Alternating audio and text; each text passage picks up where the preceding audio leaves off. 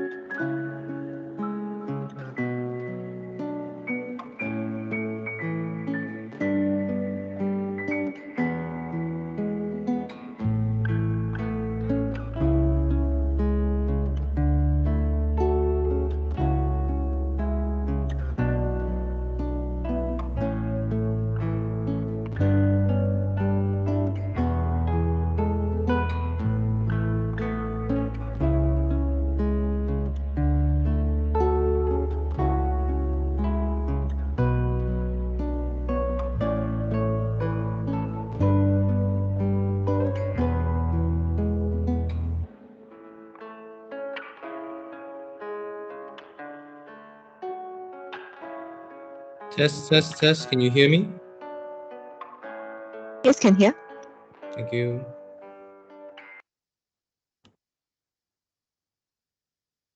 Can I try the slides again now?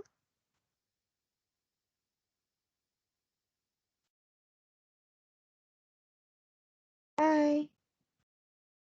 Mhm. Hi, Jeannie. I suppose can. Just quick one. Just quick one. Make sure it works. Okay. Sharing is paused. Okay, give back to window. I'm sharing. Where is it going? Okay. Maybe try on the video.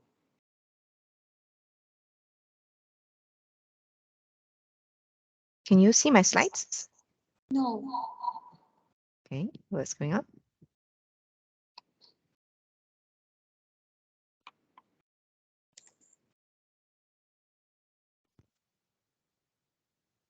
Yes, I can see now. Okay.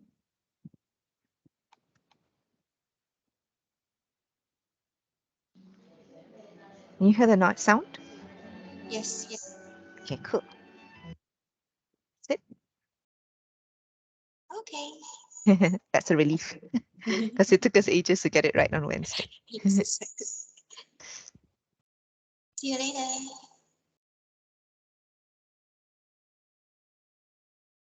Hi, Olivia. You okay? Can you hear me? Yes, can hear you loud and clear. Wow, you're doing a stand-up demonstration. Oh, wow. Very good. Wow. So you have a conference mic over there, is that right? Yes. Oh, good, good, good. It's Yeah, very loud. It's very there's clear. an issue. We're encountering an issue with the mic. So this is the best sound quality that we can provide for now. Is this okay? It sounds quick, sounds nice and clear. Okay, thank you. Thank you.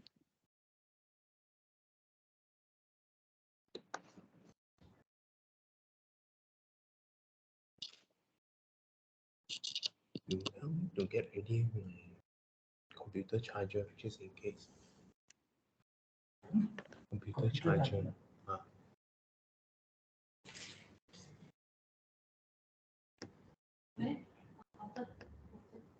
Oh,哦，有没有插头给我用？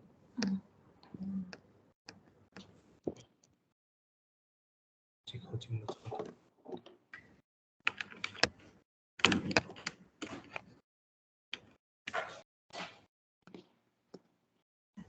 嗯，后面的。Nick。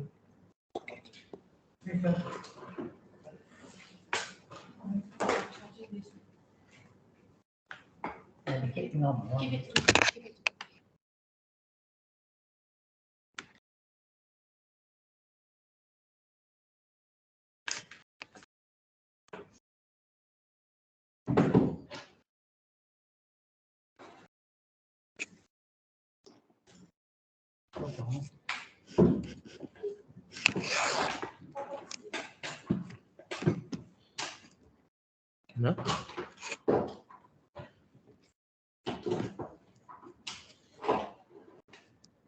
Thanks.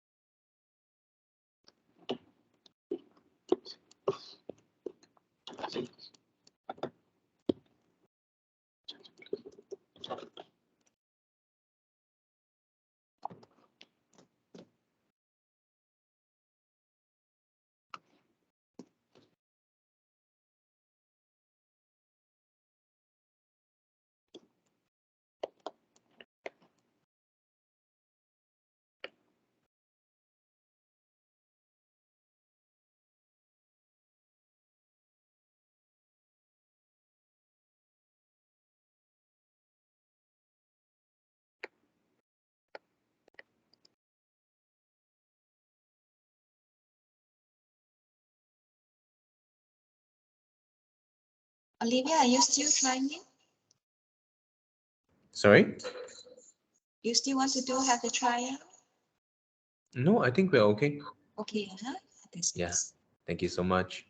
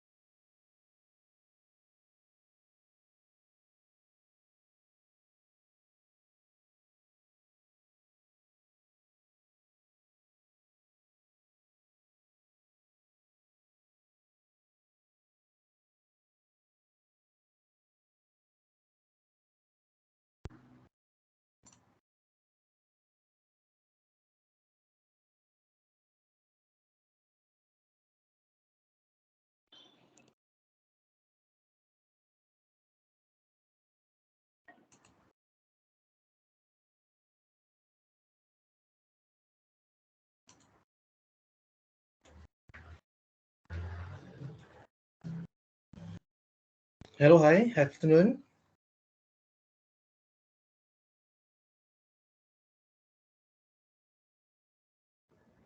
I can hear you. Hi, Mujada. Good afternoon. Hi.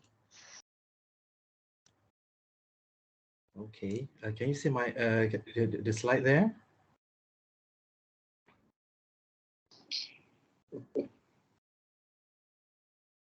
Can't see your slides. Yeah.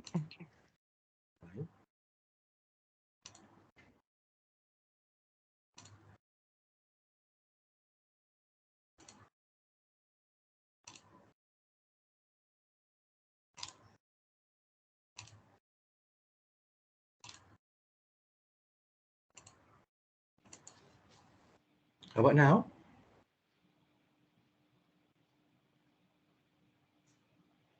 Cannot.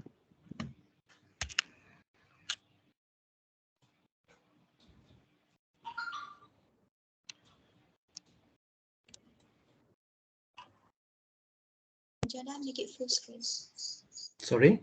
Make it full screen. All right. Yeah. How about now? Is it okay? Yes, it's nice. Okay, then. All right. Welcome, everyone. Welcome to our webinar today. Yes, amazing. Thank you. Thank you for coming. And thank you for allocate and spending your Saturday afternoon today and participating in our webinar.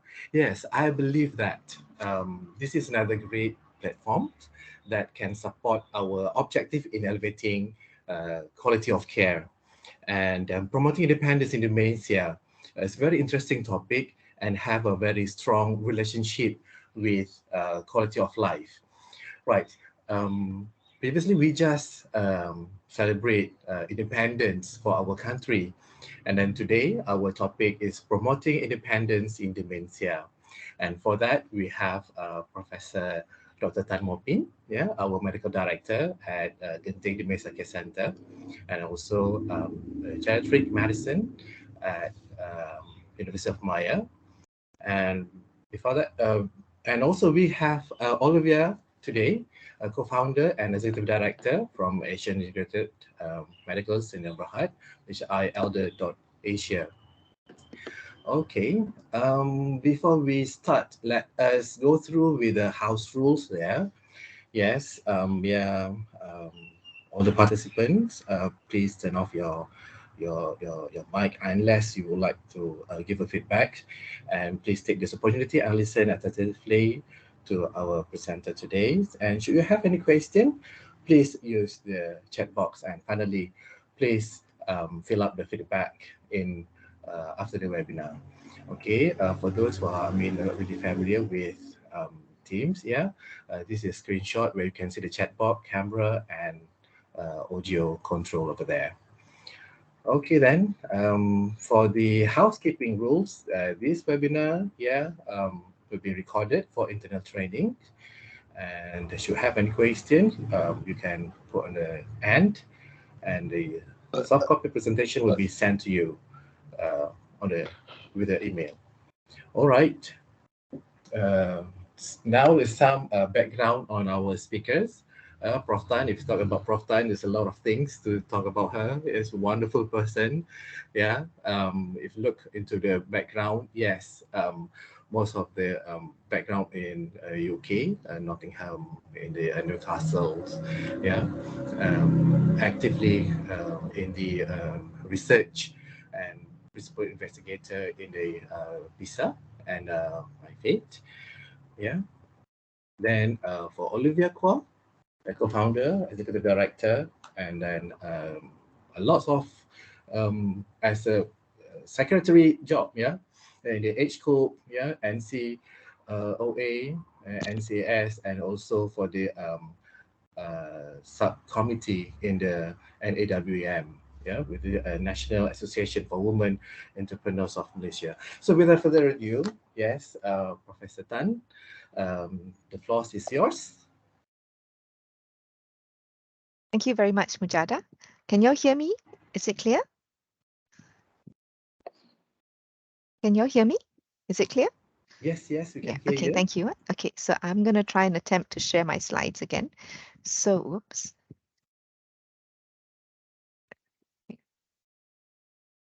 My window has disappeared. Hang on a minute. How did that happen? Okay, now I can get this window up again. Share. Computer sound window.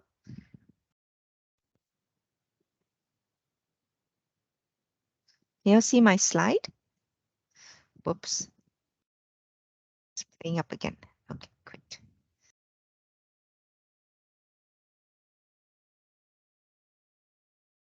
Share.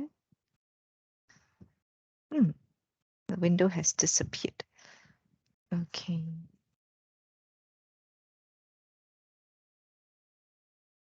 Can you all see my slide? Oh, yes, we can see it. Fantastic. Yes. Okay, right. So thank you very much for giving me this platform to share something very close to my heart. And to be honest, as during my journey as a geriatrician, a lot of these things have been done with trial and error. Sometimes we make mistakes when we look after patients, but the key thing is it's okay to make mistakes as long as we learn from the mistakes. And fortunately, most of our family members and our patients are very forgiving. And we also learn from our patients and caregivers. So I'm gonna make my talk purposely short today so that there will be some time that, for people to share their burden and also share their success stories. So I'll try and keep today's note quite positive. But one of the things that is the issue with our culture perhaps is we only like to share good news. We don't like to share our burden. But there's no question that caring for someone with dementia can be burdensome.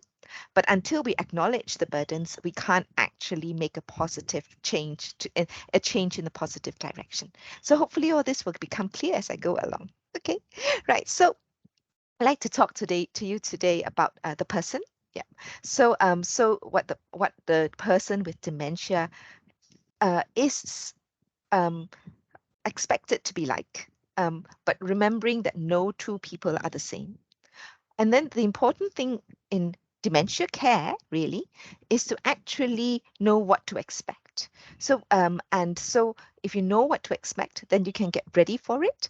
And it's actually, so we're always staying as much as possible 2-3 steps ahead, but we try and keep ourselves one step ahead at all times.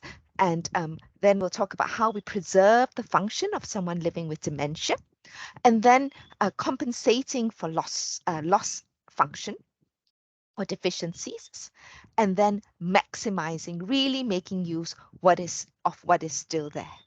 Okay, so the person living with dementia, as I mentioned earlier, they are all different, and that makes them all special. They all come with things, with abilities that they had actually acquired before they developed dementia. So they all have skills that are very special, and they all have beautiful characters. Without all those character, our world wouldn't be so varied, so enjoyable, so wonderful, so beautiful. And they are all different also because they all have different family dynamics. So usually geriatricians like soap opera, we enjoy gossiping about our patients. Sorry, we like to know about what the family situations are like, and we have a little giggle and a little laugh when the messier they are, the more we enjoy it, because it becomes more of a challenge in actually caring for the older person. And we don't ever judge. We actually enjoy challenges. We like people with a lot of baggage because that means there is more to do, and if and the successes are even sweeter. So and then each person has different socioeconomic abilities. For some people, they're very rich. Being rich might not be a good thing. And for some people, they need financial support. So everyone is different. And disease pattern, everybody's dementia is different. It affects each person differently. So it's important when we actually decide on actually how we are going to look at promoting independence for that individual, that we actually understand, we first get a grasp of what they used to be like, what are the skills and what's the skills are like, what's the character like, what the family is like, what's the affordability like, what's socioeconomic status, education level, and also what sort of dementia they have, and how does the dementia affect their abilities. So that's the basic building blocks by which we're going to work with.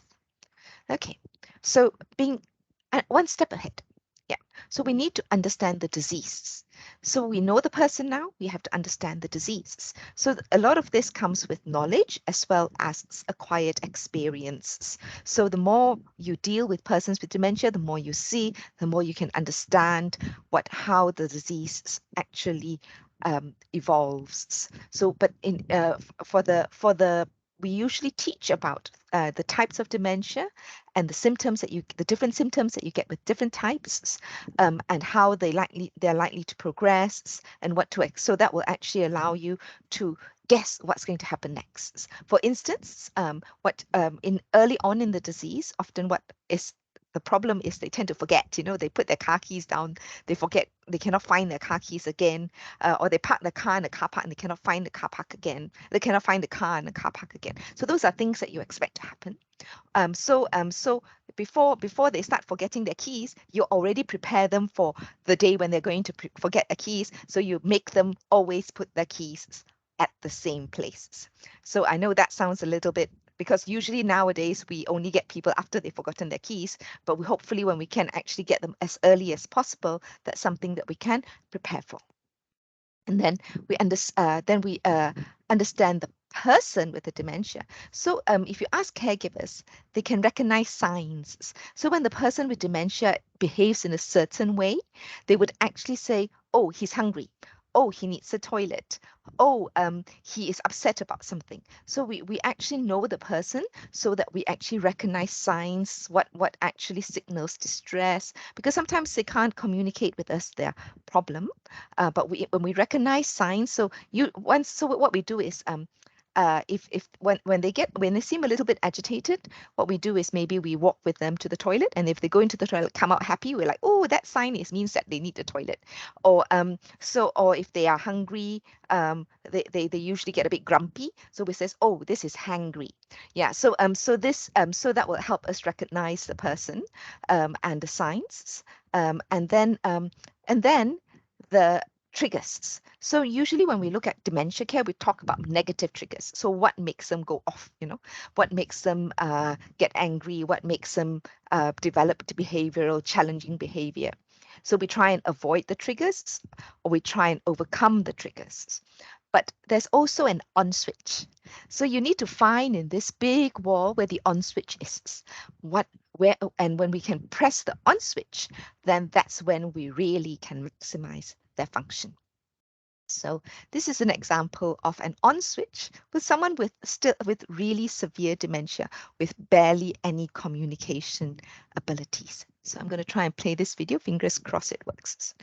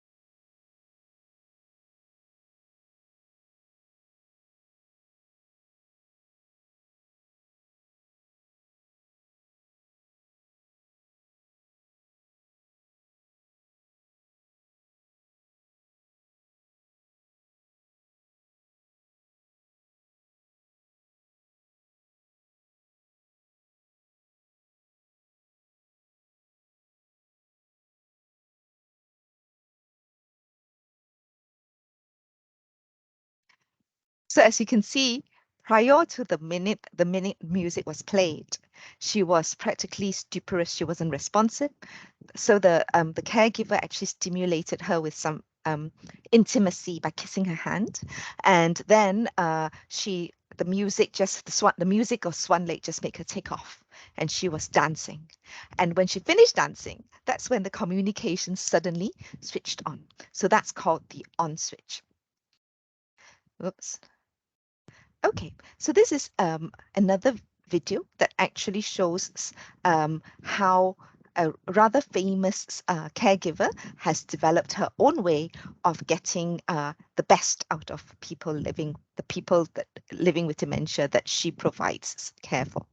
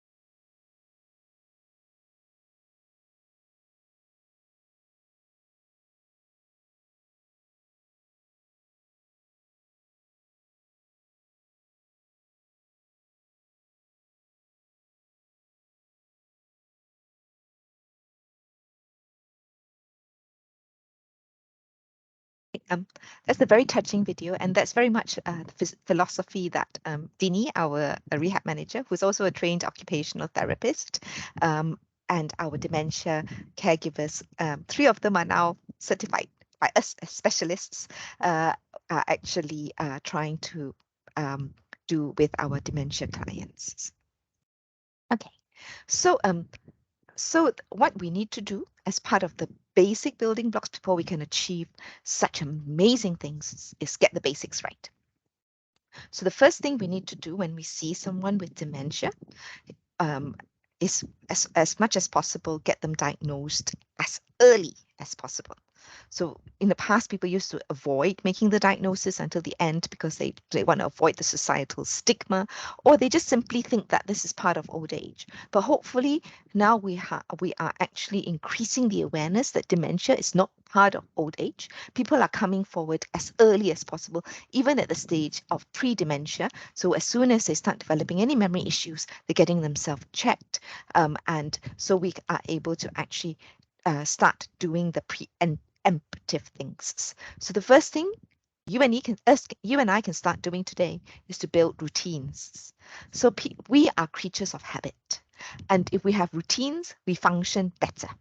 So I have very strict routines with my family because that means that when I go away, they stick to the routine and the household still ticks. So basically almost wake up at the same time every morning, eat breakfast at the same time, eat more or less the same sort of foods for breakfast, and then go to the toilet at the same time, wake up, brush your teeth, go to eat breakfast, go to the toilet at the same time, around about the same time, and then maybe watch a little bit of television for a rest so that you can digest your food, and then read the newspapers. Those are routines that you can build. And then pre-lunch, maybe do some a little bit more cognitively challenging tasks, and then lunchtime, and then after lunch do some physically more challenging tasks to stop yourself having a nap. If you're going to have a nap after lunch, have a short nap, and that's it. So you regulate the times that they go to the toilet, you regulate the meal times, you regulate as much as you can so that all those become autopilot. And then you build in memory joggers in their lives so that I use memory joggers. My phone's always telling me what to do every 2 seconds.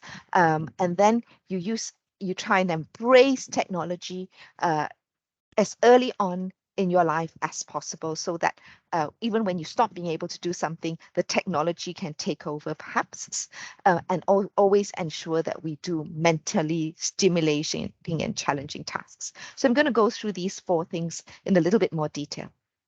So routines. We are creatures of habit. So routines allow us to engage the subconscious. And so I think a lot of us have done that. In the morning, I drive to work without thinking that much. So, but sometimes on a Saturday, I'm supposed to be going to the market, but I've driven to work before I know it. So this is engaging the subconscious. So if something is in a routine, it goes into the subconscious, then we can do it almost autopilot. And this is very useful when it comes to management of people with dementia, because that's how we address challenging behaviors such as sleep and also toileting issues. So one of the most troublesome symptoms people with dementia have are not being able to sleep at night. And number 2 is actually passing urine and passing motion. They can do this inappropriately or they lose control of it. And so if we're able to regulate lives as much as possible, then if they go to the toilet at the same time, then some of these difficult issues might never emerge. But what we're looking at today is using this same automation to actually make sure that all these routines then becomes a subconscious thing. So then that frees up the limited brain capacity that they have to actually do other things. And the other thing is that when they have routine, they know what to expect next. And that is actually makes them feel very secure. So if they feel secure, they feel safe, that's when they're able to properly perform. Okay, memory joggers. As early as possible, make sure you write everything down. Nowadays, we've all got smartphones, so I would encourage everyone to use your Google Calendar, set reminders, make sure that you get reminded each and every day of all your tasks so that even when you lose your memory, you still know how to use a smartphone to actually, and that will remind you to do everything. And use bulletin boards to remind you as also reminders.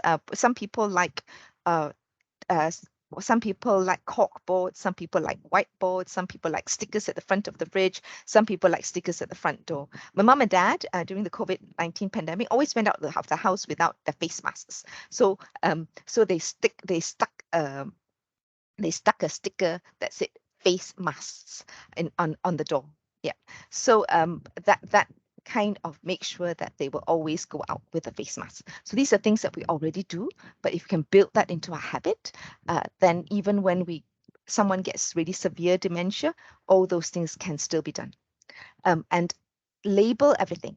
So the doors, toilet, where the toilet is, you label the toilet, bedroom, all the cupboards where they put all the cutlery, where they put the pots. So have an organized house and everything should be labeled.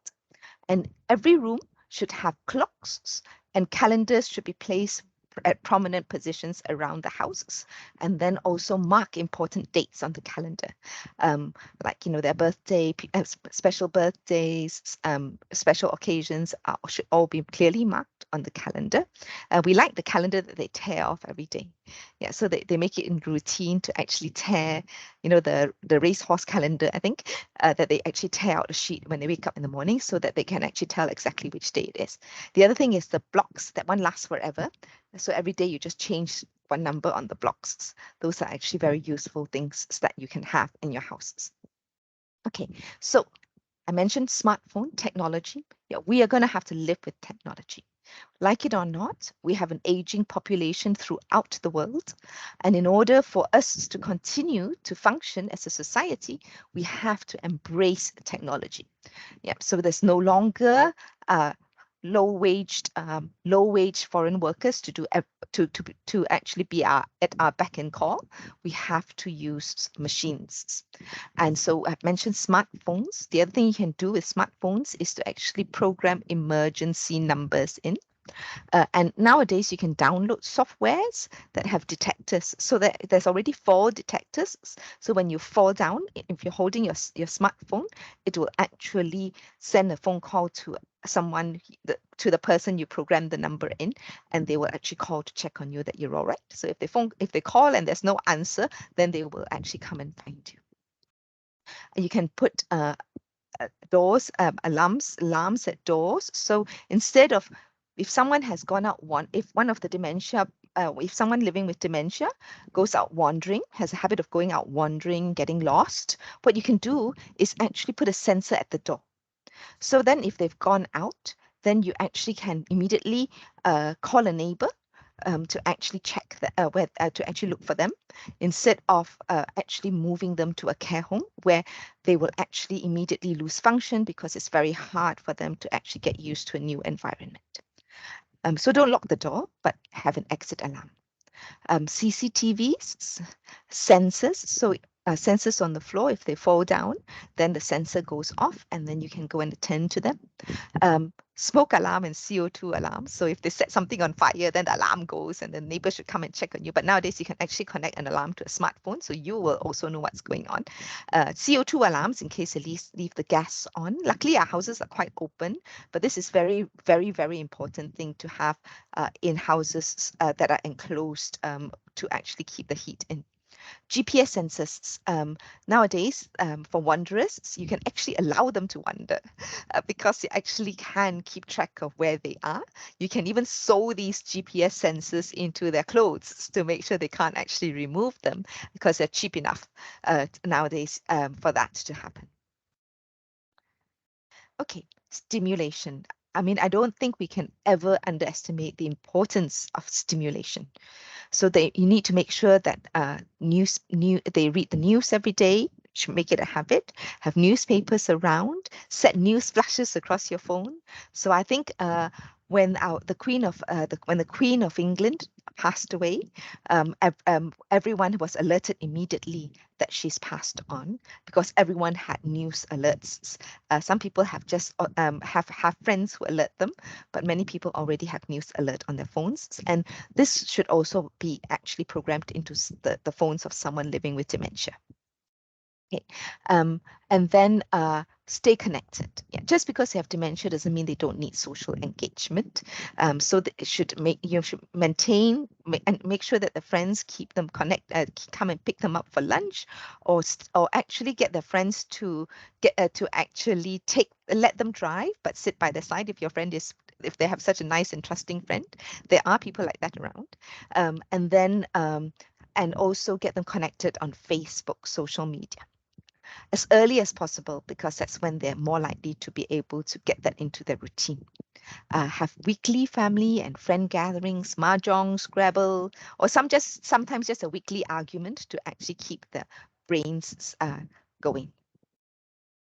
Okay, so don't take over. As much as possible, facilitate. So sometimes it looks like they're losing the ability to do a certain tasks, but they can still do parts of the tasks. So instead of taking over the whole task, you can just do that part that they can no longer do, but let them do the rest. For instance, if they can still make cakes, but they just forget whether they actually have put the sugar or the salt, what you could do is actually help them measure up everything beforehand, and then you can almost walk away already, because then everything is there. If it's no longer in the bowl, that means it's in. So that's a very handy thing to do when it comes to cooking. Instead, just because they can't remember whether they've added salt or not does not mean that you have to take over the cooking. You just need to make sure that all the ingredients are laid out in front of them before they start cooking. So if the salt is gone from the dish, that means the salt is in, hopefully. Yeah. But you can also taste the cooking, of course. Yeah. So and then it might be useful to just check with them, remind them, oh, don't forget to do this, don't forget to do that, but continue to actually let them do it. Expectations, don't impose. Yeah. So we often have standards that we set ourselves that we expect other people to meet. And that's one of the things that dementia caregivers have to learn early on. My standard and their standard different. Yeah. So we had to send our Filipino maid to her house, to her home country during the pandemic, and I've had a lot of lessons about expectations. So if I want my son to clean the window, I will have to accept the standard of the windows he has cleaned. Otherwise, I'm going to have to clean the windows myself. So this is the same as someone living with dementia. So so you can't expect them to stick to have a bath every day if they don't want to have a bath every day. You can't expect a very, very high level of cleanliness, because as long as it's just not too grubby and putting them at risk of infection. And don't expect them to eat really super healthy foods. They got still to have to eat, they enjoy their lives. And if they're pre-dementia, they love certain foods, that you should still ensure that they get those foods, not just suddenly change their diet just because they can't make decisions for themselves. And if they make mistakes, don't laugh at them. Don't ridicule them. Definitely don't shout at them. Yeah, don't correct. If they've done something wrong, that's okay. Don't worry. Let's sort this out together. Okay. So I mentioned already the enhancement, assist them with bits of tasks that they can't do rather than take over the whole tasks. Okay, so this is a very big question. If someone has dementia, can they still live alone? Okay, and this is often a very big ethical debate. You must always remember that if someone has already lost the memory, if you move them to a new place, they may never adapt. So they would have lost function forever. So this is a big issue when we come to moving them. And so we need to consider maintaining them at home, engaging technology. I already mentioned CCTVs, exit alarms, GPS, and then making safety arrangements, get neighbors on board. Neighbors are usually very willing to help, as long as you don't overly impose. But now and then having them pop in, or just, using them as an emergency number, they're usually quite willing. Yep. So usually there's signals, and neighbors know this. So if auntie doesn't draw the curtain in the morning, then they might want to just knock on the door. Hey, auntie, are you okay? Because that's a signal that they've woken up. And then checking in on them instead of moving them to a new place where they're constantly supervised might be another option. That means that you might want to tell you might actually have to make an arrangement with the employer. If you come in a bit earlier in the morning and you leave a little bit later in the evening, can you have a little bit longer at lunchtime to just go in and check on them? And then another sibling or the rest, another member of your family can actually uh, do the morning and the evening checking in. So all nowadays with video phones and telephones, it is possible to actually check in anytime from anywhere in the world. Yeah. So my sister checks in. I already built. My parents have no dementia, of course, but my sister checks in with my parents at the same time every morning before she goes to work, so that she feels engaged in this whole thing, even though she lives in Liverpool. And she's the one who makes sure that to check that that everything is okay, and she will alert me sometimes when things are not. So engage other relatives. Just because they're 10,000 miles away doesn't mean they can't help. Driving. Okay, this often happens. Someone who with dementia, the minute they get diagnosed with dementia, people say, "Hey, I got dementia, cannot drive already, take away the car keys." There is no need to do that. Yeah. Driving is a learned ability. Most people got their licenses when they were 17. So it's some ability that is lost very late. And older people tend already to restrict the times they go out. They tend to go to only familiar places. They avoid long distance. So it's usually they will know how to self-restrict. They're not dangerous drivers. The most dangerous drivers are actually teenagers. So it is still possible to keep driving even though you have dementia, and this ability may or may not be maintained until very late on in their dementia. Every person varies. So now what we should consider is driving tests to see what they can or cannot do off-road. Now we've got simulations to actually check whether it's safe for them to continue driving. And that's probably should be done maybe once a year initially, and maybe more frequently after that if they look like the ability is dodgy. But even if they forget their way and they're getting a little bit less safe, it's still possible to maintain driving if there is a passenger. So you might say you can't drive on your own, you need a passenger. But don't do that early on, because if they're driving on familiar roads, they're usually quite okay. And if they have to stop driving, you make sure you're there for them.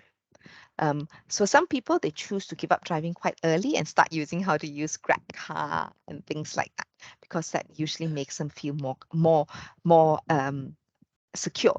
And that's fine too, as long as they are supported. Okay, working. Can they work if they have dementia?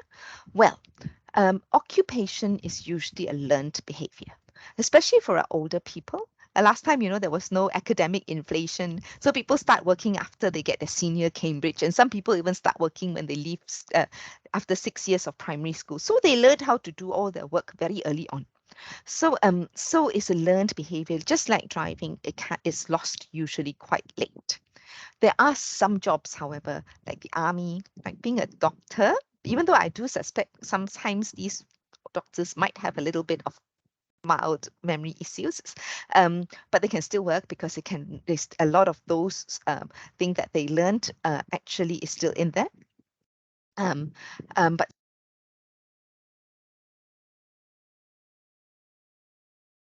okay, so some jobs will require you to tell your employer, but not all. Yeah. So, but if you're a doctor, you will have to tell your employer, and there should be like occupational health that can actually assess what you can or cannot still do, and some of things you might actually need to be done supported. It is still possible to run a country even if you have memory issues. And indeed, Ronald Reagan did, because he actually started having issues with his memory when he was still president of the United States of America.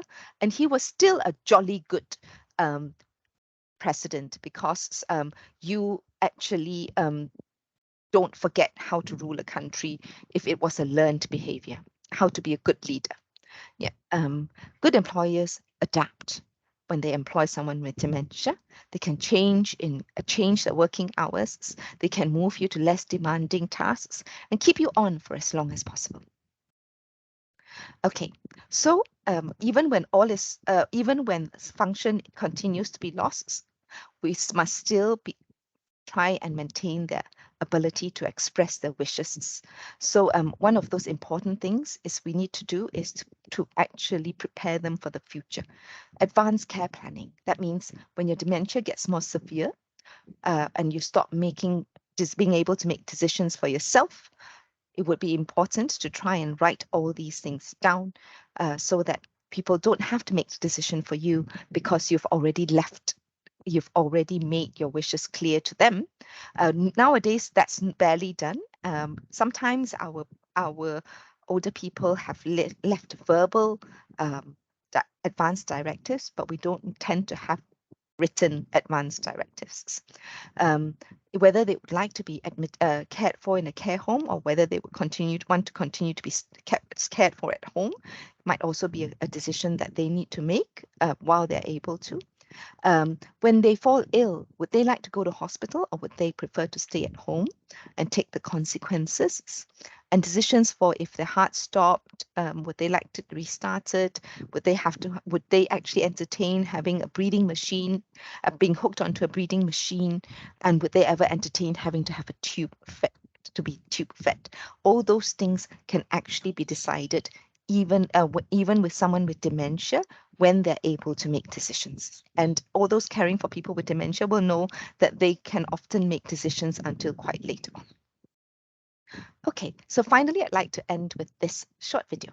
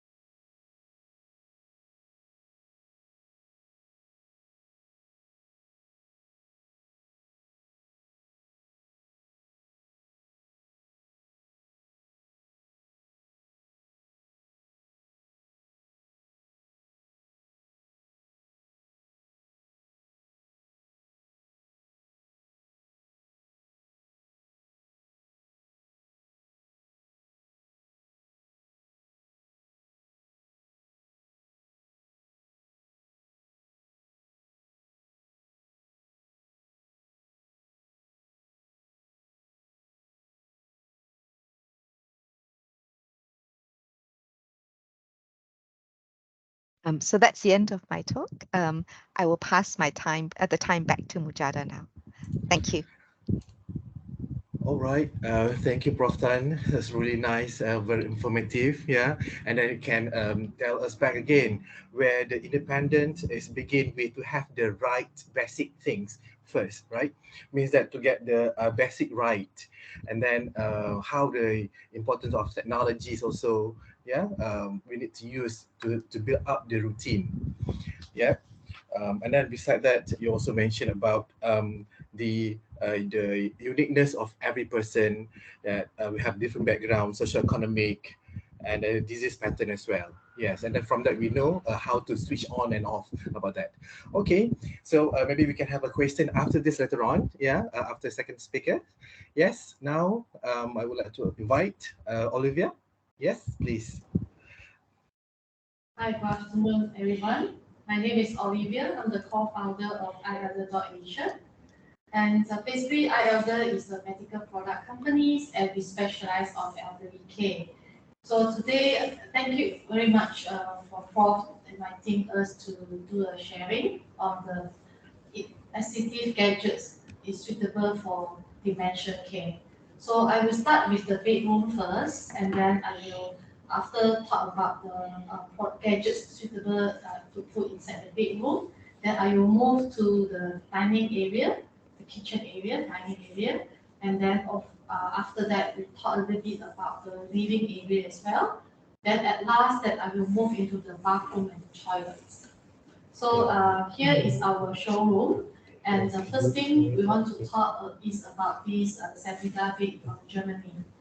So why this is very suitable for dementia care patient? Because when that's you can see that this is a sitting arrangement, and when they for dementia care, because it's very easy to sometimes they want to get up from the bed, right? So and you can actually move this bed to the much lower end until become 25 centimeter height from the floor. So it become very low. It's very the height is much lower. That is actually preventing them falling down from the bed. So and throughout the research that have done by this German company, and they realized that most of the dementia patient they tend to get up, they're quite active at night, so they tend to move around and want to get up from the bed. So you can see here that is actually the bed wheel. There's 4 bed wheel here, and the research shown that it's good to actually put one wheel down. Okay, so because when dementia patient they have some disorientation time, and they when they wake up they don't know where is this place, then they tend to want to find the floor. You know, they want to step on the floor to have the safety. They feel safe if they touch the floor. So they will try to get up from the floor. If you have the sitting like this, and when they get out from the floor that time, let me move this down.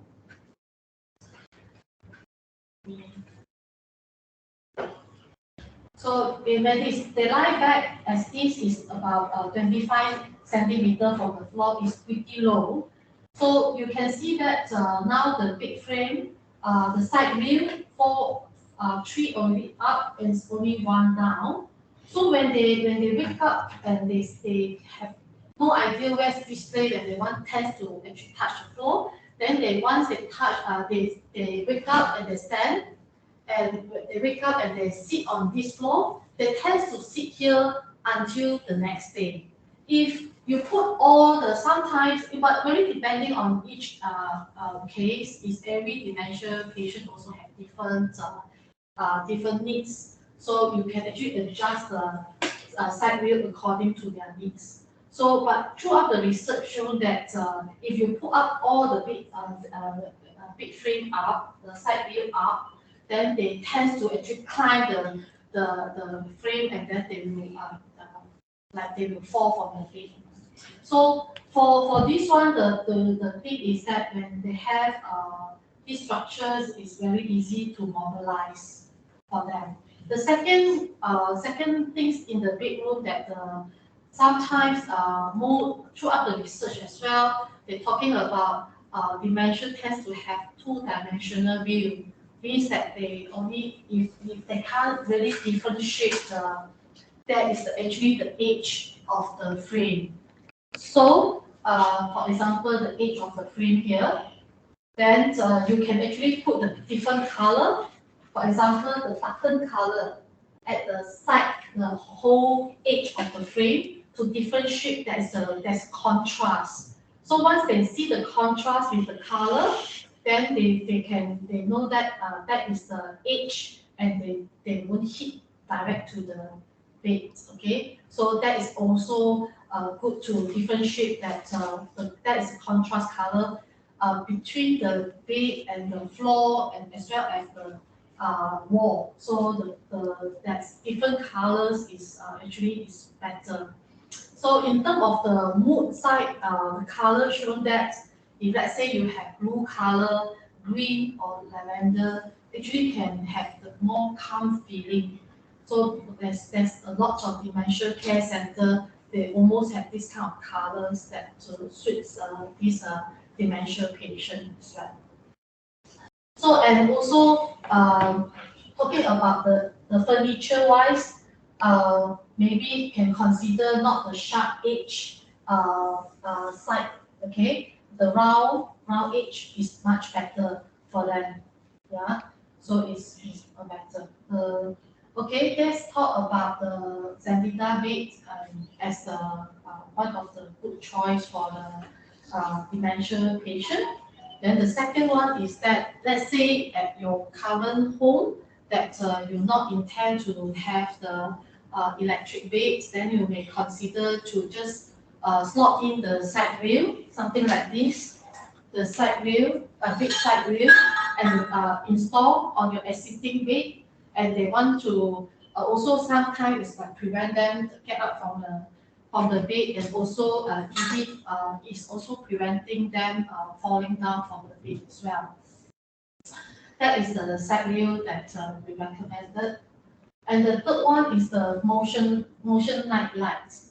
So and because the motion detect and the light on, then this also they can have a clearer vision to view the doorway to the toilet at night. So I just share my experience. I previously like at night I always on the toilet the lights for whole night. So it's actually electricity bill is quite high in that case. But after I found these motion night lights, I installed the walkway from the bedroom, my mom bedroom to the toilet. So every night she must go to toilet. So motion detect and light on can usher have this pathway for her from the bedroom to the toilet with ease of mind. So that's also is a very good safety features that we found for the motion light.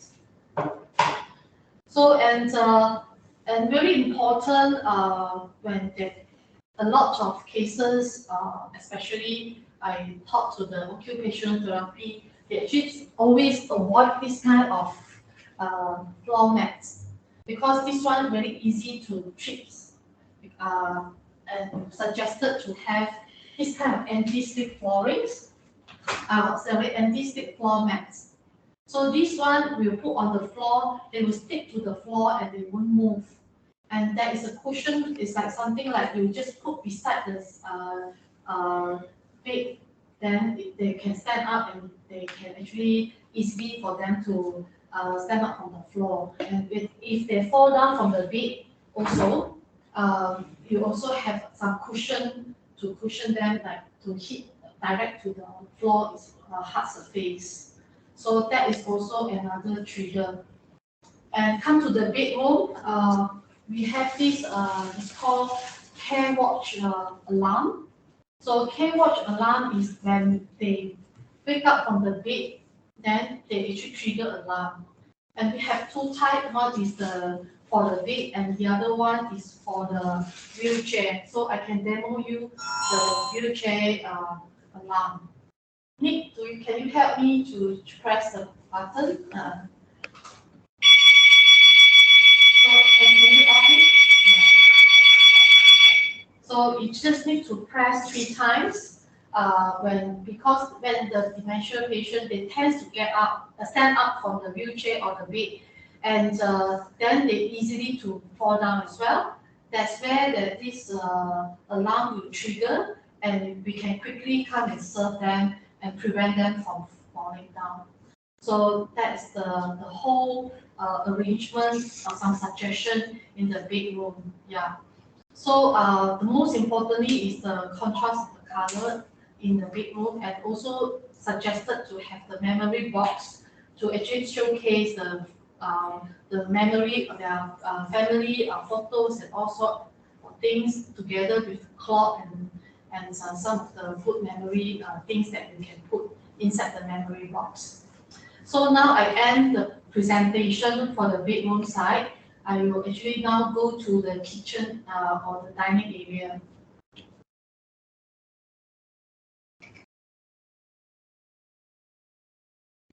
So in this eating and drinking, you know that as parents, from since young they feed us until what we are now, right? So when they're getting older and they actually prefer, because of the dignity issue, they actually prefer they can do it themselves. And if you give them the chance to have a good gadget to support them, in fact, they can actually enhance the quality of life by doing themselves. They feel satisfaction, and that's also the dignity issue. So come to the elderly care or dementia care. Sometimes they may not able to hold a small, like the fork and spoon. Usually is very thin, right? If you can get this kind of thicker and very lightweight, and handle is very thick, it's very easy to grip, and also because of the curve is such a way, then the normal forks and spoon, maybe we need one scoop and then we turn and eat. So we got two turns like that. But this one is very easy that you can actually one scoop up and eat. So it will help her to feel very easy to eat themselves. So they also would like to do themselves.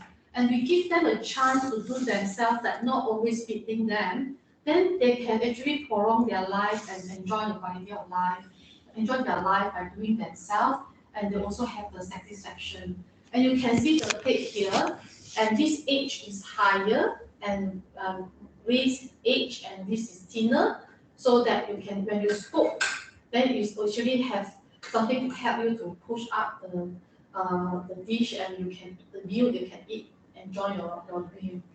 So another way is this type of the it's called the easy hold.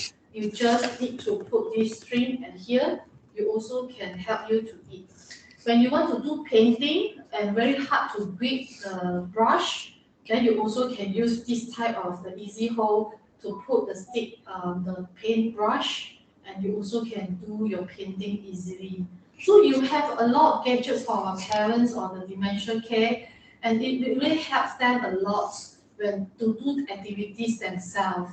And they very much want to do themselves. And I know that a lot of people will hire caregiver or nurses or the maid to help them, but why not you consider let them to do as much as they can. So for example, they really have the grip problems.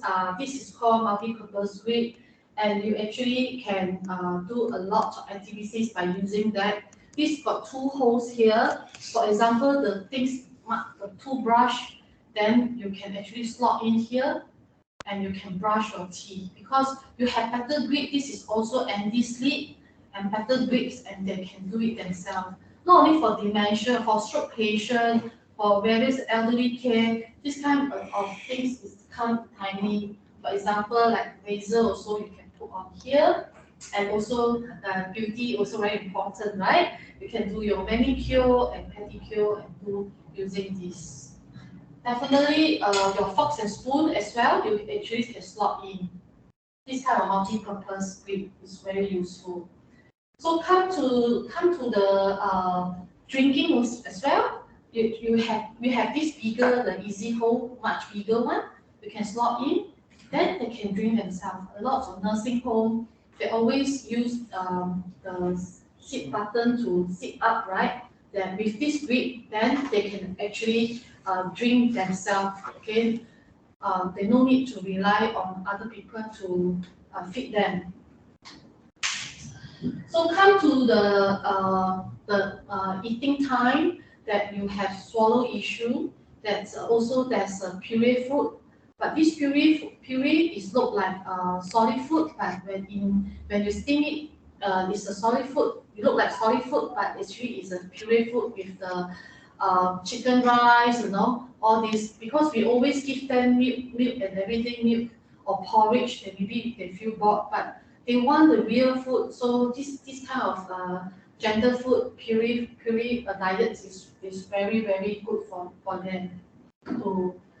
And come back to this type of maybe I end the story on the kitchen area and the dining area, and we now move to the living hall.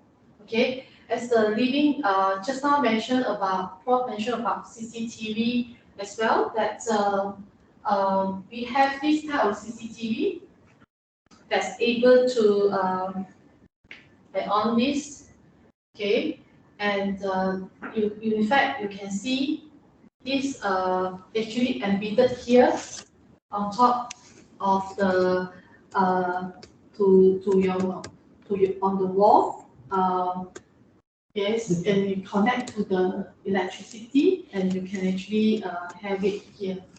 So the version 2 is as small as this. It's made by Canadian people, and you see the person, and this actually is only the skeleton body of the person, only the chopstick. That's all. So so there's a chopstick here.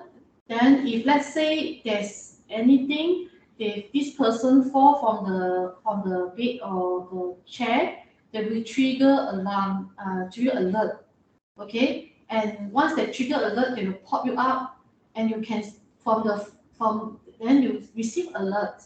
Once you receive alert, then you can actually quickly communicate with your loved one. And why only the joystick and not the person itself? Because due to the Privacy Act, right? Due to the privacy, and I can install at home in the bed, the toilet. So that's the reason with these gadgets, I can still know where you are. You are sleeping, you're changing cloth is okay. I can't see you, but I know that you are safe.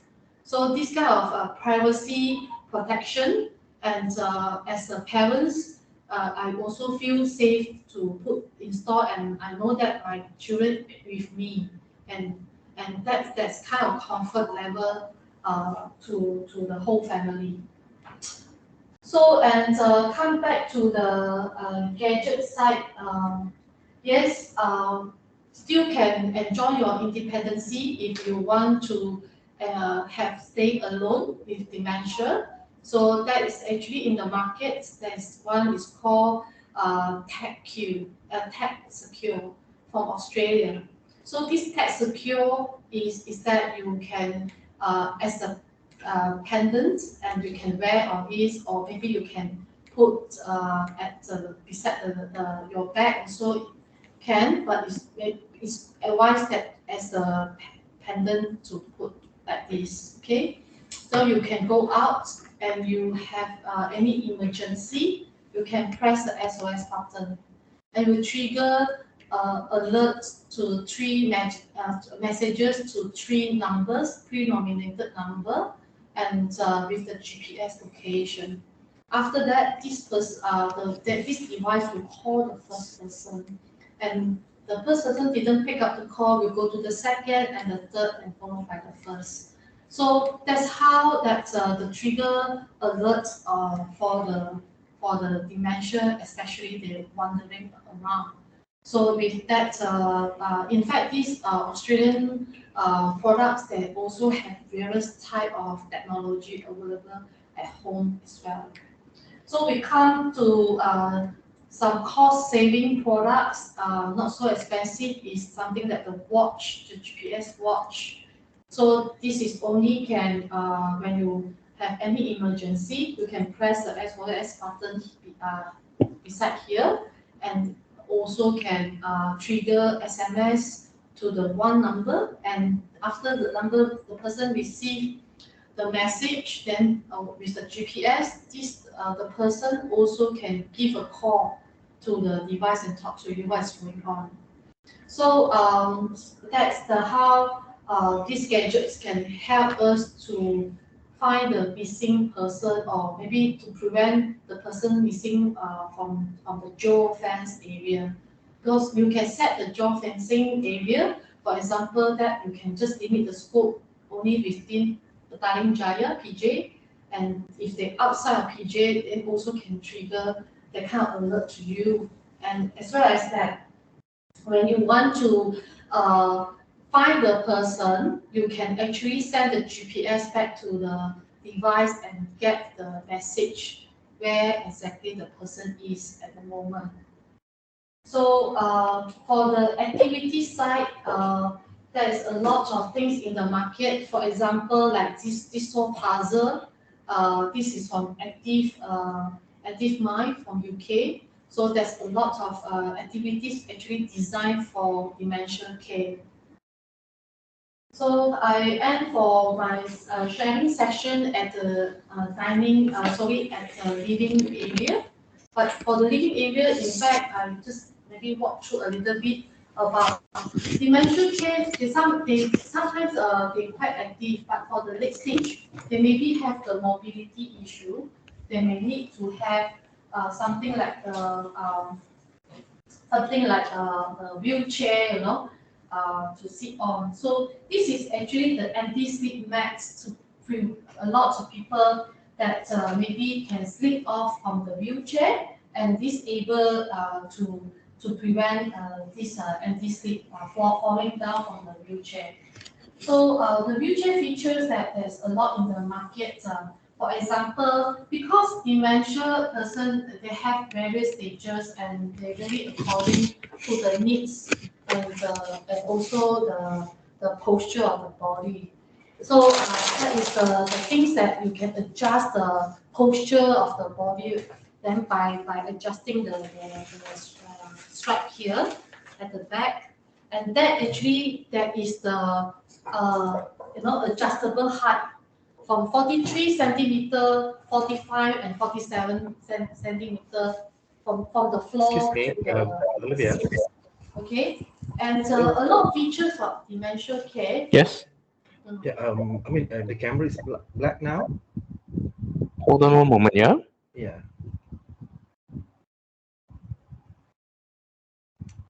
Hi, are you able to see now? Oh, yes, it's clear now. Thank you.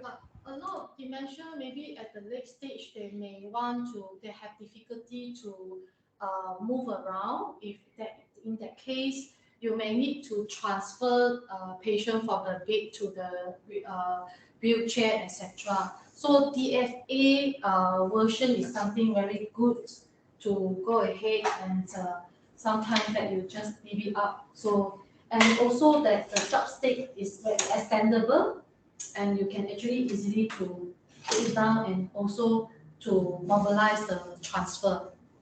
So, and definitely the cushion, the thickness, and the breathable cloth is very important as well. So all these spell up clearly. If they have the very good wheelchair up to the comfort level, then also can actually increase quality of life of the patient as well.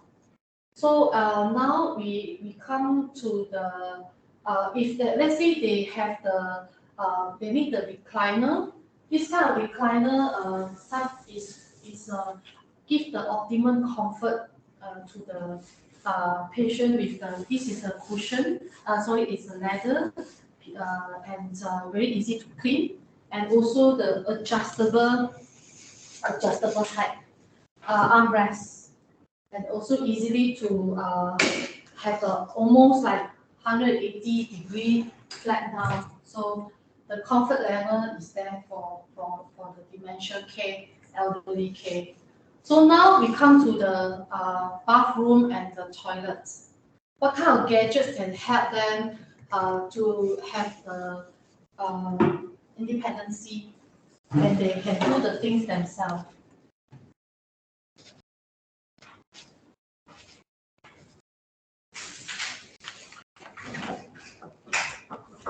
So talk about the this kind of okay. This is the E-Tech range product. Is for the commodes and as well as the you know, for the shower. Okay. So for the shower,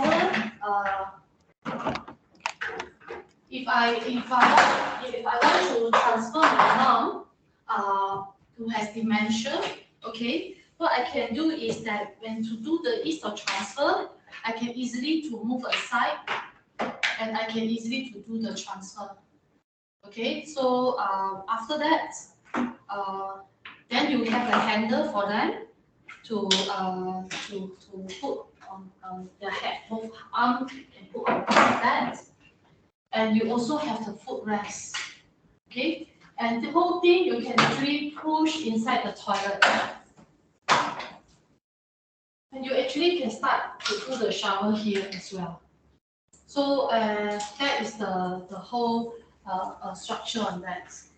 And here, if you let's say you are put inside your room, then you can consider to have this big pan. So the big pan, you can just slot in, okay, and then you can put at the bedside. Then you can do at night. No need to go to the toilet. Actually, beside the bedside, you can do like some pieces there. After that, you can actually close it up and bring to the bathroom. So then we spec out these toilet features. In terms of the mobility and also the grab bar is very important. So a lot of outside, maybe the grab bar is made of steel. Sometimes steel is a bit slippery and also there's not much grip and also very cold. So if you have this ABS type that is have the grip there, it's very easy for the elderly to hold themselves and to stand up from the shower chair and etc. So if you don't want to install the grab bar, you may consider this type. This two handle can become a grab bar, you know, by holding you to standing up from the this toilet bowl. You can insert the whole thing to the toilet bowl, and you can adjust the height accordingly. So that's come to give them the better care on that. So for example, a lot of home they said that maybe there's a distance from the bed to the bathroom, from the bedroom to the bathroom. So they decided to put something like the commode at the beside the bed.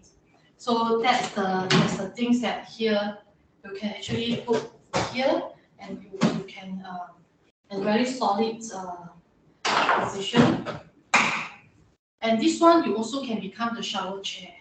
So it's 3-in-1. You become the commode, shower chair, as well as the seat, freestanding chair as well for you to put on top of this toilet bowl. So the beauty of that is most importantly is the anti-slip. This is the anti-slip features, and the curve shape is like this, you know. So when you put on the normal place, you feel very shaky. But because there's a curve there, but once you sit on, then they become flat. The rubber become flat because they split off all the water out, and they become anti-slip. So when you sit on this, it becomes very, very stable. So definitely we have more range of commode, and the shower seats enable you to see the needs of the dementia care patient and decide what the best for them. But to encourage them for the independence living, we believe that this kind of gadgets is very handy for them. For example, this is the round shape of the bag washer. Okay, so because this is very lightweight and this cloth don't absorb water. So when they don't absorb water, also become very lightweight for the older adults. Once that, then they can, because they very hard to touch behind.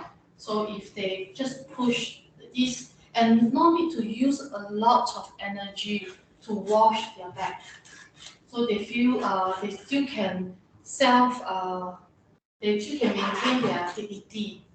So for example, the comb also, if they have hard time to comb, that makes them that they don't want to shower. A lot of dementia because they always don't want to shower because they feel that very difficult to go to bathroom and they can use a lot of energy. But if we provide this kind of tools, very lightweight and there's a grip and there's a grip here for the anti-slip and very easy to comb hair, they find that if for them it's very easy to do all this themselves, then they will want to come and do shower themselves. One more thing is that why they don't want, sometimes simply because of the dignity issue. They don't want other people to touch them. So if you give them this brush, so they may say, okay, I can shower myself and very lightweight, then I can touch the whole body and I can do it myself. So that's a lot of gadgets really help them. So come back to this kind of tools. Is actually can very easily to dress them up. Let's say I wear trousers, but I cannot bend down, right? I can use this to have the, normally we have the what is this called? There's the, what is this? Belt loop. Huh? Belt loop. We have the belt loop. So you can, from the floor with the belt loop, you just push this up. So you also can dress and undress yourself. So with this, and then because this one is very easy to just change the direction, and very lightweight. And behind here, there is a magnetic also. When the small item, they have a magnetic, they also can take up by themselves. If not, they always call someone to come and get something from the floor. But the newspaper like fall down also, they can easily use this one to bring it up. So that's all back to the dignity and the independence living features. So last one will be the anti-slip floorings, because we find that a lot of elderly or dementia, they easily to fall down from the toilets. So we have these anti-slip features that just your existing floor, then you just apply the anti-slip. It's not a coating. In fact, it's just to tarnish your floor to have grips. Okay. So once that you have grips, and especially during shower time, a lot of shampoo, all this, you have the strong grip. Then it prevent you fall down in the toilet as well. So all these gadgets that we try to get more and more quality products in the market. That's how the iElder born with this mission. So that's end for my presentation. Back to you, MC. All right, thank you, Olivia. Yes, so as you said just now, right, it is much related with the occupational therapists, where do just the adjustment on the items or the facilities, so that can help the elderly or people with dementia to be more independent, right? To be independent so that they can run or they can do the activities more confidently. Yeah, like just now you mentioned about the thicker, lightweight handle of spoons. Yeah, so that they can read well, and then the plate, yeah, the water bottle, the food. Yes, everything, including the bed rail as well. Okay, so basically we got the ideas, the basic ideas that how the technologies can help um, people with dementia to live more independent, yeah, and then to respect their dignity. Okay, so I believe that there are some questions from the floor. Yes, anyone that would like to ask question to Prof Tan or Olivia?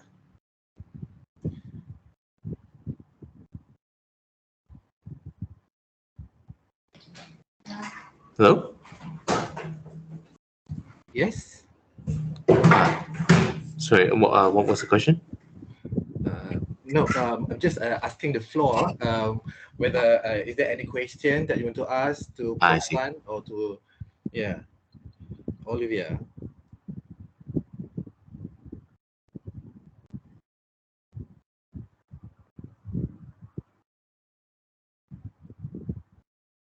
Or maybe you want to put in the chat box for the any question.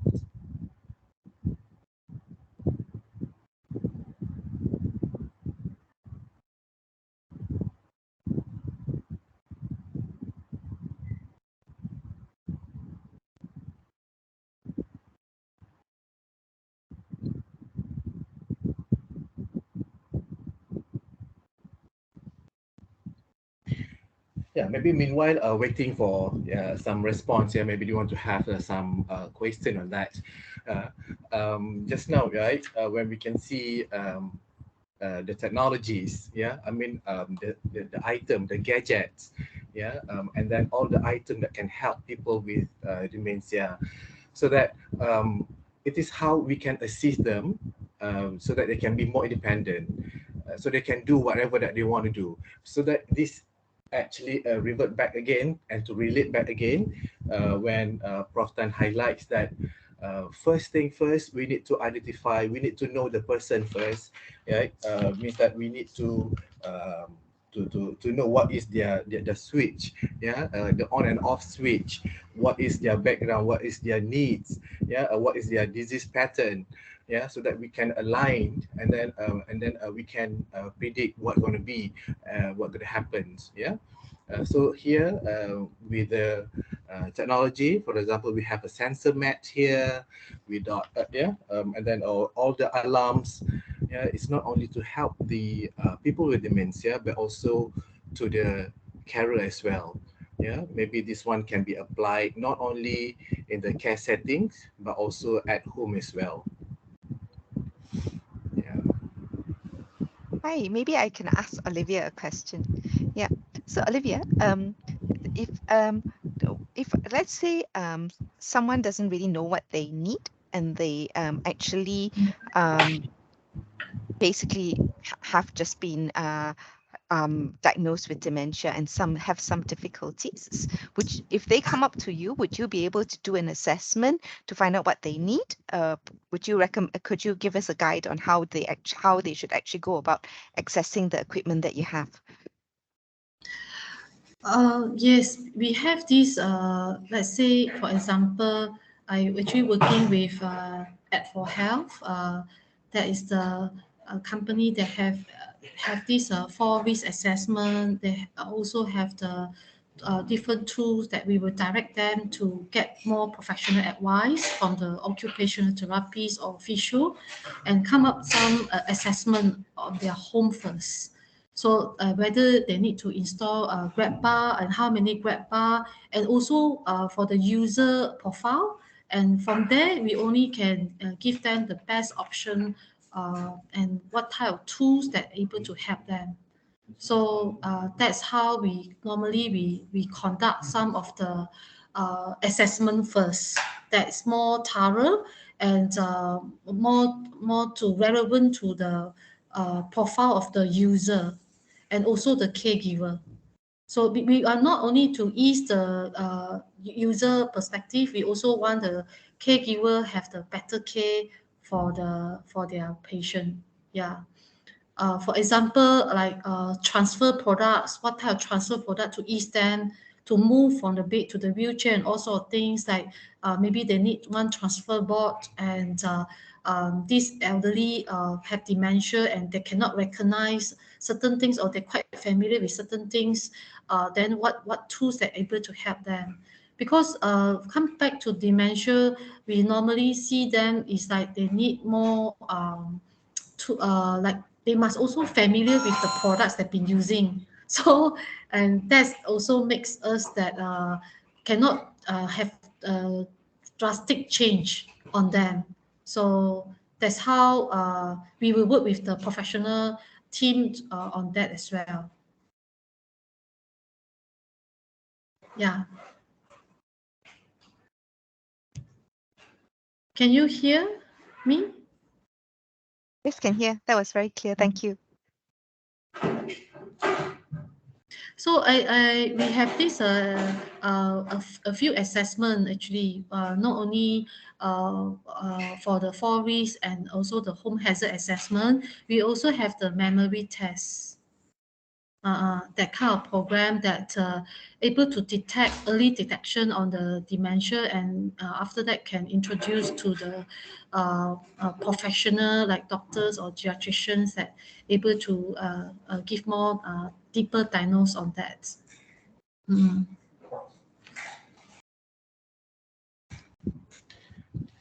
Yeah, so Olivia, means that the tools or the gadget that you have here is not only specifically for dementia, but also for other physical, or whatever needs that they need. Yeah, it's not only limited to people with dementia. Yeah, yes, not only dementia, yes, can be some is very useful for stroke patient, some product also very useful for palliative care. So it depends on the needs. Yeah. So and also the caregiver. If a caregiver they themselves all the time do the caregiving job, and they don't have the proper tools to help them, also can cause them to run away of taking care of the elderly as well. So have to be the tools to help both sides, not only one side.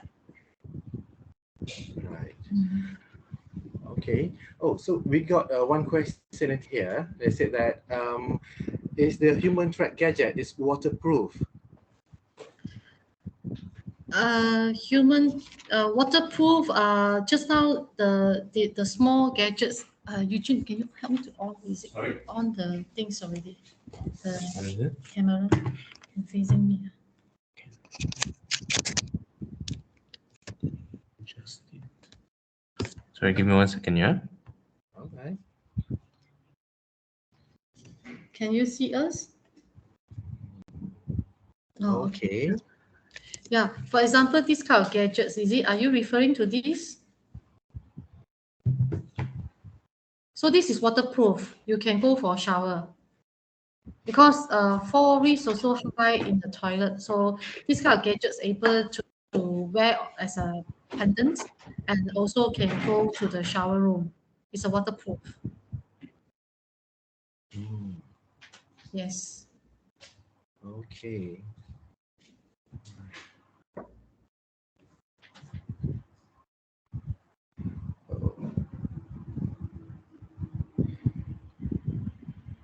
Okay then. Is there any other question from the floor?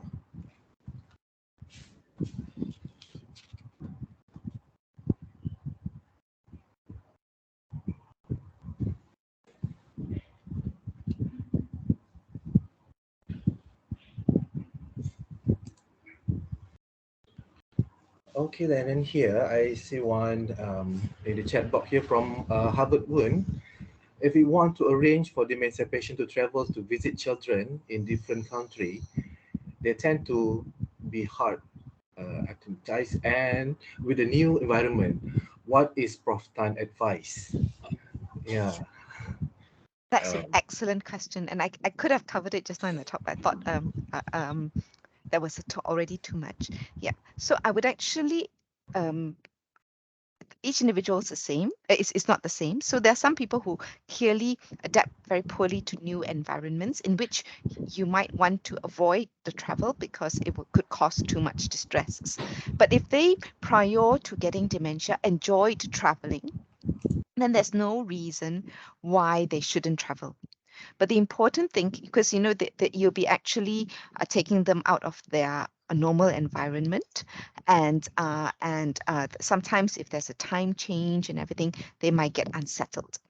So the important thing is everything. What do you call that? You actually have to be 2-3 steps ahead. Yeah, you have to know. You have to actually get them step straight into their normal routine as soon as you get to wherever you're supposed to be at. So and then if there's an actual time change, you quickly snap into their time zone. So there might still be this might still be unsettled for 1 or 2 days, but as you should just kind of keep your cool and try and stick to the actual routine. Other important things is bring familiar objects. So they need to have, so if they feel insecure, they often have things that actually they are familiar with that actually gives them comfort. So things like, a little blanket that they usually have, a pillow, a cushion, sometimes they do like soft toys because they've got eyes and noses and resembles something cute. That's okay too, as long as it's something that they have all the time to keep them to make them happy. And if pictures, photo frames, clothes that they like to wear, make sure that they wear comfortable clothes that they're used to. Don't suddenly make them wear things that are they don't normally wear, so they go totally out of they feel that they're not comfortable. So in a cold country, you might want to layer it. So put something familiar on and then just put layers on top. And then when they get indoors, take the layers off so that they're still in their normal environment. And you might want to bring their own the smelly slippers with them, so those sort of things, so they still have familiar objects. And you might want to do trial runs, so don't just straight away go to for a 4 week 1 month trip. You might want to do a trial run, maybe just somewhere nearer for 1 weekend, see how it works, so that you get some practice, the person living with dementia gets some practice, and hopefully it will all be good. Yeah. So don't be worried about asking for help, and wherever you are, don't try and hide the problem. Just be upfront to people. If they're distressed, you just say, I'm really sorry, he's got dementia, just bear with us, this is what happens, and get them to help engage with whatever you're trying to do to try and calm the person living with dementia down, and also to actually get them settled. Okay, I hope that helps. Wow, wow. Thank you, Prof. Tan, for the answer. I think, yeah, it shows that the combination of few concepts over there, right? We need to know the person first, and then what their needs, yeah, and then we need to create the familiar environment as well, yeah, what they want to bring together, something that they can calm them down, right? Okay, and then need to try out as well for it's not straight away. Okay, so means that it is not like a one solution fit for everyone. Yeah, so we need to know back again to the background of the person and what their needs. Okay, thank you very much. So yeah, I think that we are already at the end of the question. Of the session today. Um, I is there any your certificate basically will be emailed to all the participants within 1 or 2 working days. Yes, and then you can fill up the feedback forms. Yeah. And then the link will be there at this. Yes, the link for the feedback form here, and then yeah. All right. And then, oh, yeah. Another thing, if you have a future question, is there any email? Yeah, Dini. Yeah, Dini already answered that. Fantastic. Thank you, Dini. Yeah. Okay. If there are no questions, I just would like to say again, thank you very much, Prof. Tan.